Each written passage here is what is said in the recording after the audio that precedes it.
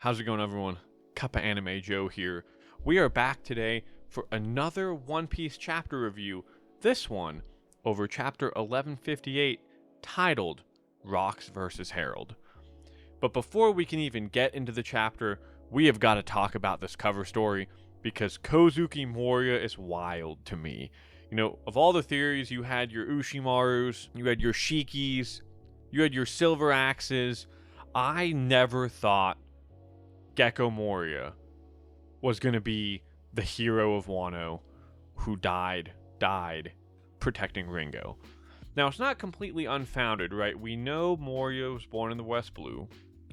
We know that he fought and lost to Kaido in Wano, losing his whole crew in the process. And this might also kind of explain how he knew what graves to rob to get the zombies he was looking for, like Ryuma, for example. For a while I just thought, did Moria just stumble into Ryuma's grave? Did he do a ton of research? But now we know he was raised in Wano, in Ringo, so he would have actually known these things and had access to this information. Now, it also makes sense that the residents of Wano would have thought Moria just simply got obliterated by Kaido. Kaido's a freaking dragon who can shoot energy blasts, Saburo breaths. He could certainly eviscerate somebody if he really tried. And, Moria survived when he lost, but then he left. Like, he grave robbed and just left. And because Wano's an isolated country, they wouldn't have any information about his doings in the rest of the world, and he didn't keep the Kozuki Moria name. He switched to Gecko Moria, so that was probably like a way of really hiding himself. And so this raises some interesting questions involving Moria as a character. He is not someone I ever had respect for. I still don't know if I have respect for him. But if he really did want to defend Wano and liberate it from Kaido, and he and his crew put their lives on the line to do that, that's definitely way, way more noble and respectable of a thing than I would have ever pinned Gecko, or I guess Kozuki Moria, for doing. And so that also explains why, him and his crew went so far in that fight to where he was the only one left. So I'm definitely curious to see where it goes. Let's say he was really trying to liberate Wano from Kaido. So what does he think of Luffy now? Obviously, he likely didn't like Luffy for the longest time because Luffy beat him, and that could still be true. But are we seeing a scenario where Moria becomes an ally by the end of the story? Is he going to have some level of appreciation for Luffy actually having liberated Wano from Kaido in his place? Definitely good questions. As for Moria in the future, I think his best bet is to become part of Cross Guild. I can't really think of anywhere better for him to go besides that, especially now that he's escaped from Blackbeard. And if Perona's with him, Perona's going to want to be with Mihawk anyway. We already know that. So both of them ending up in Cross Guild, I think, would be a great place for him to be positioned to actually come back and have a role in the end of the story. And so I'm very curious by this. Lots to think about. But the reveal of Kozuki Moria is not something I ever saw coming. And now getting in the chapter, we have Roger, and he's being a little bit of a sourpuss, I gotta say. And this is in regards to Shakuyaku. I don't think that's a huge surprise. Now, as a guy who's been single pretty much his whole life, I suppose I kind of can relate to Roger. It's definitely not a great feeling when the girl you like somebody else. But as we're about to learn here in a second, and we actually already know. I'm not going to say we're about to learn. We know. It's Roger's first mate. So it's the guy that's right under your nose. That's even more painful. Some of the crew is like, yeah, we gotta go see we gotta go see Shaki. We were worried we'd never see her again when she quit being the Empress. Scopper Gibbon, ever the astute observation hockey master, walks up to Rayleigh and says, "Say, Ray, is it just me, or has Roger been in a bad mood ever since you two spoke in his quarters?" And Rayleigh's like, I don't know what you're talking about, Scoffer. And Rayleigh's like, "We didn't discuss nothing. Well, leave me alone." But that ain't true. So we get a scene where Rayleigh reveals to Roger that during their last skirmish, the last time they saw Shaki, she passed a letter to him. A note, like when you're in school and you're passing notes to your crush on the other side of the classroom. And it reads, "Come and make me yours, Shaku Yaku."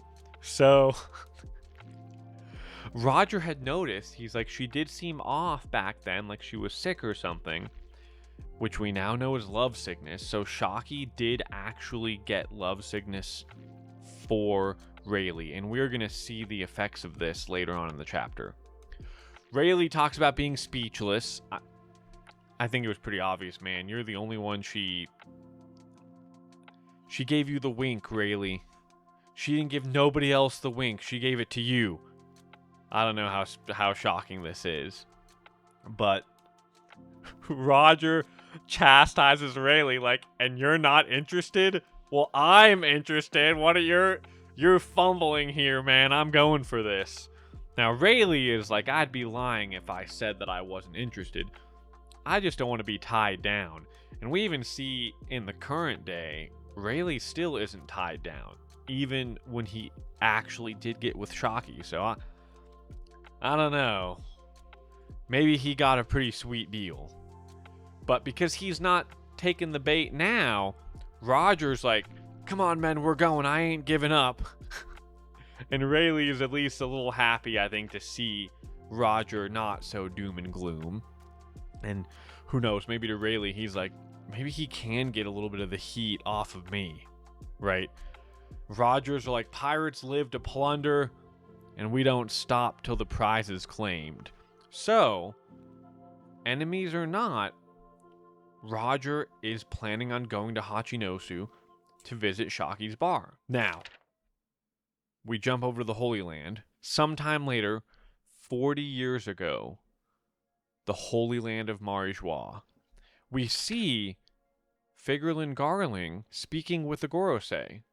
Now, he's talking about the location for the next hunt, the next rabbit hunt. And so here, it must have just happened, right? Because the Gorosei are like, "You're being impatient, Garling. The previous competition just ended."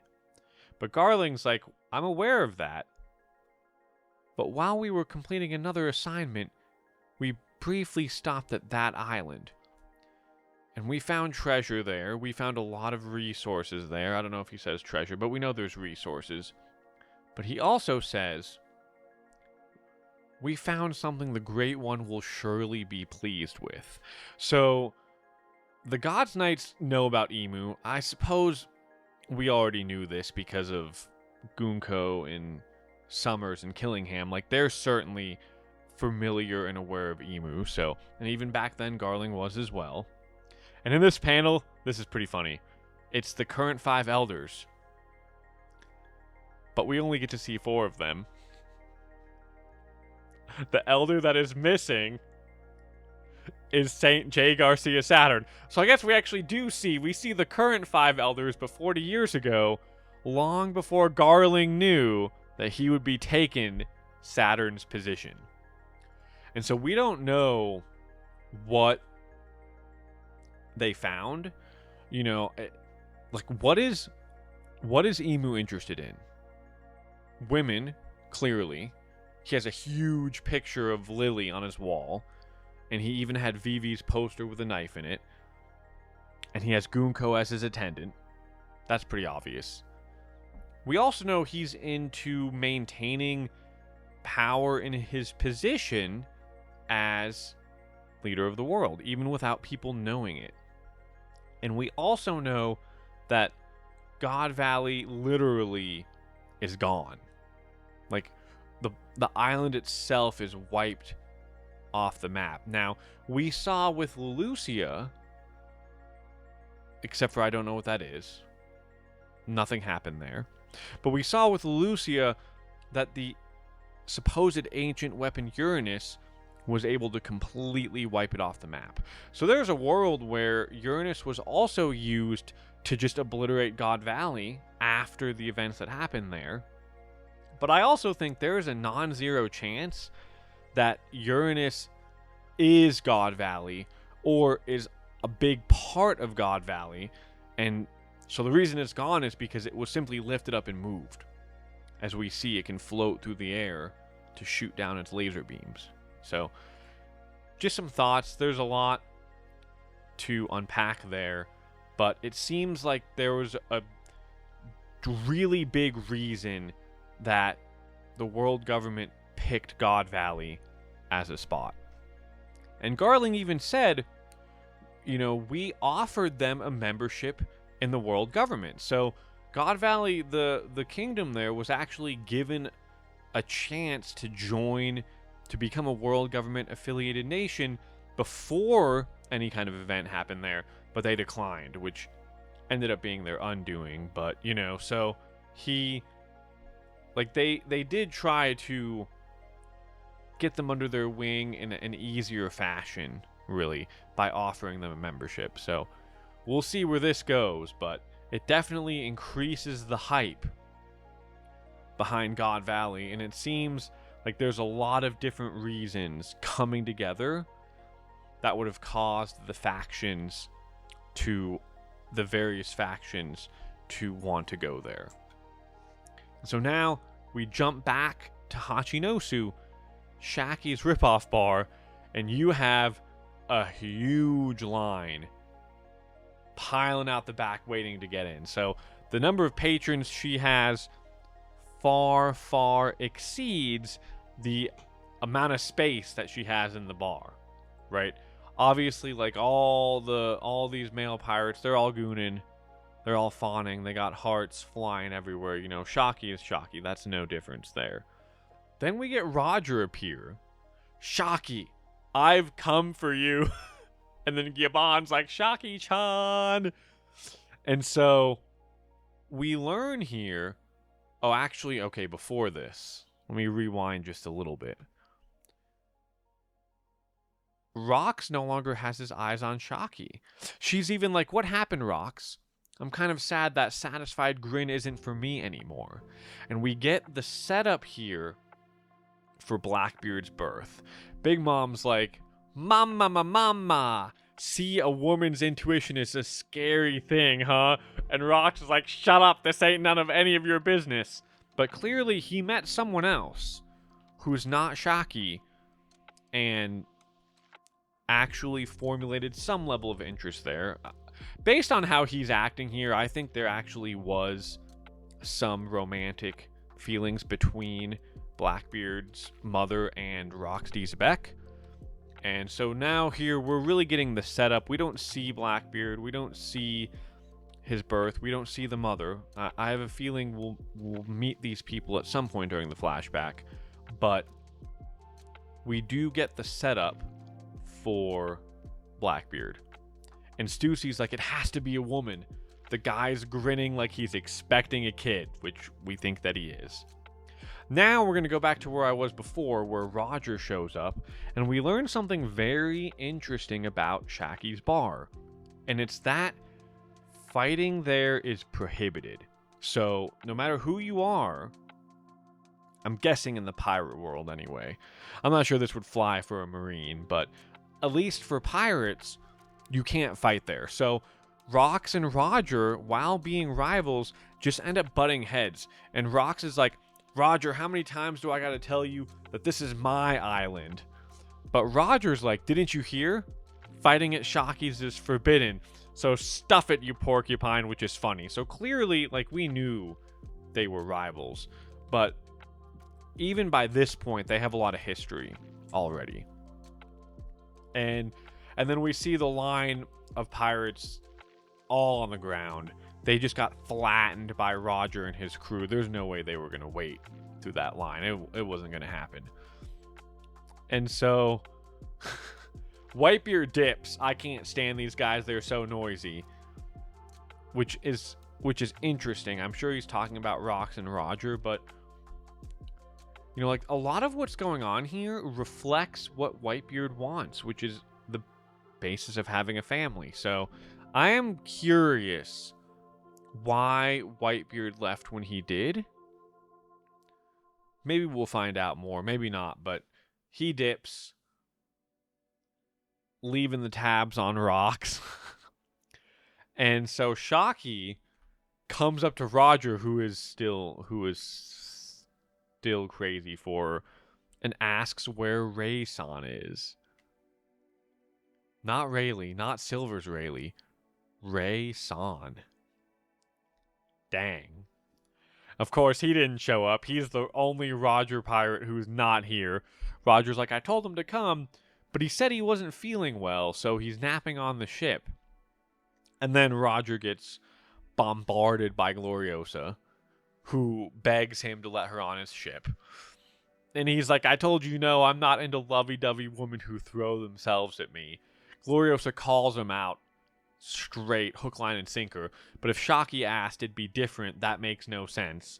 So, she's right. If Shocky asked Roger the same thing, it would be an instant, and I mean an instant yes.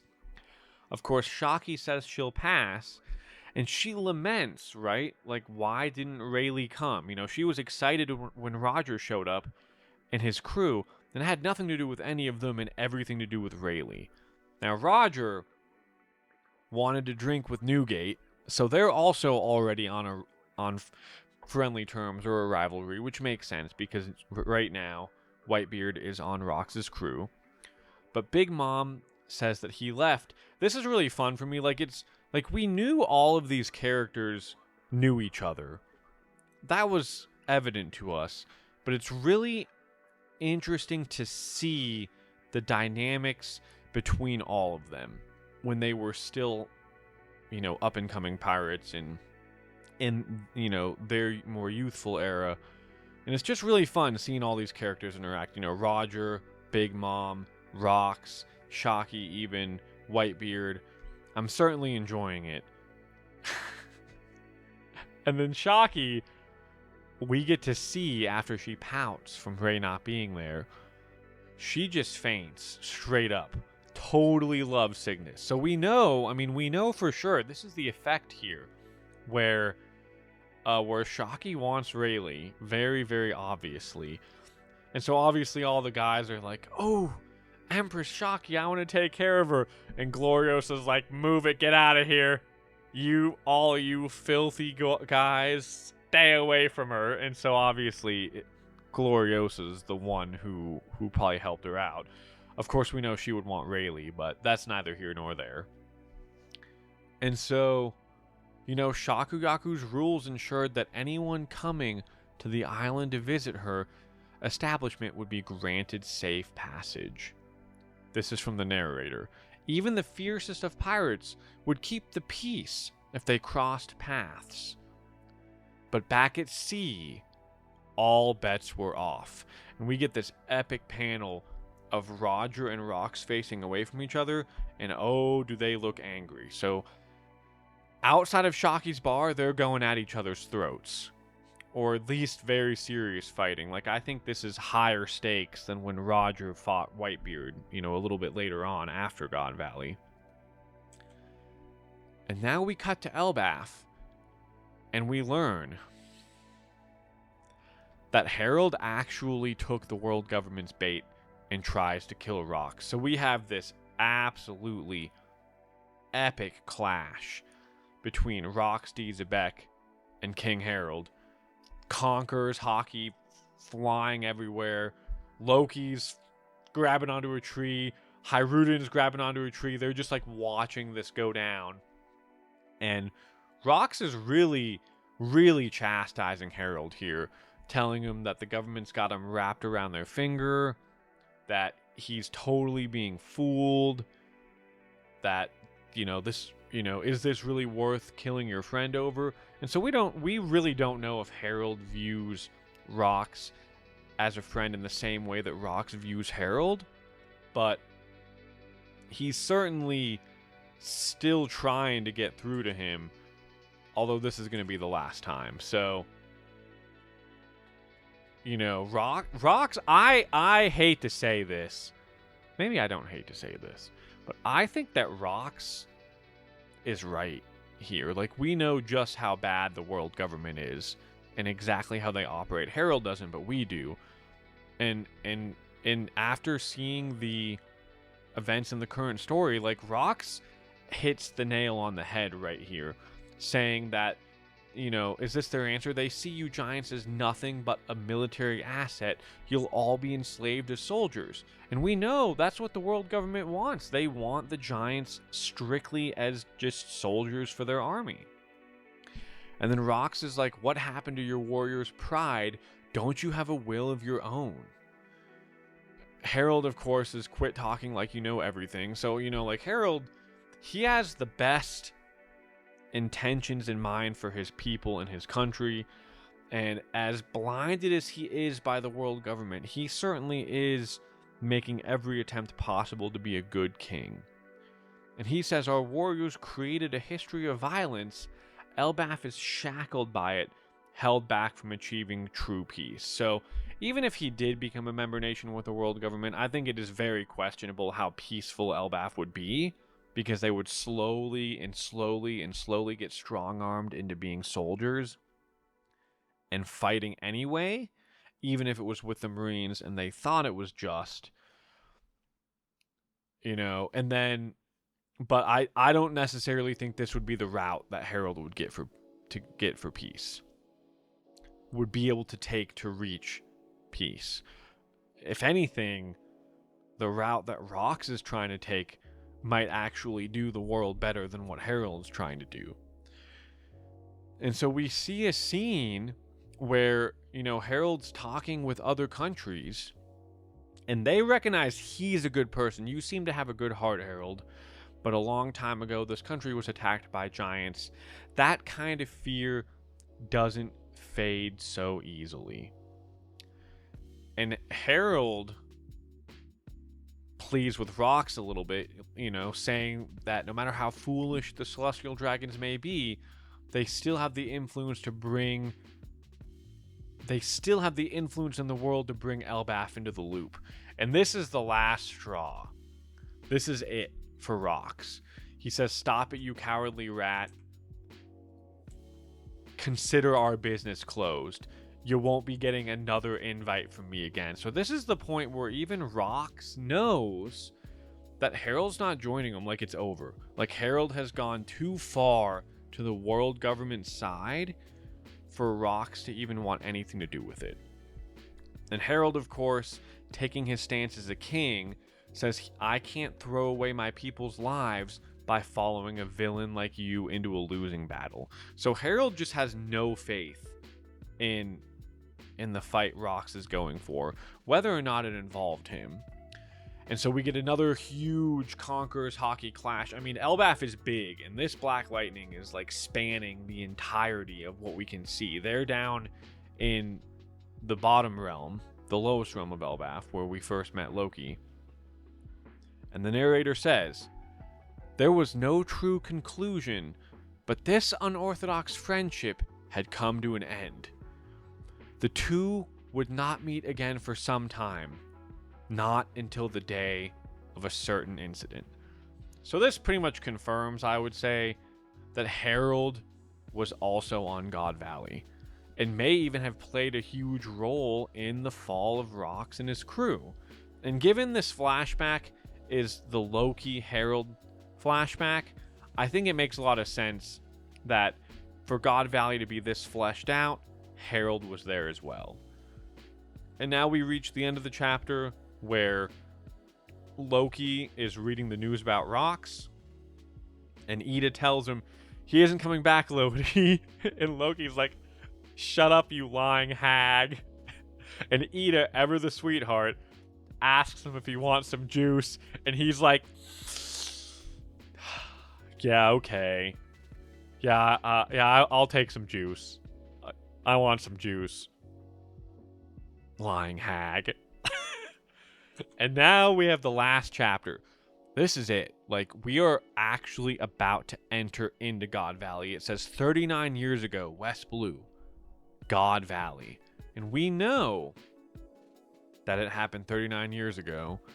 We see the birth of Shanks and Shamrock.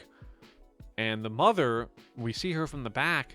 She doesn't seem like a world noble. She might be, but the townspeople of God Valley know her very well. So that makes me wonder, and this is something that is not out of the ordinary for the Celestial Dragons, but did Garling, was his eye caught by somebody on God Valley while he was there?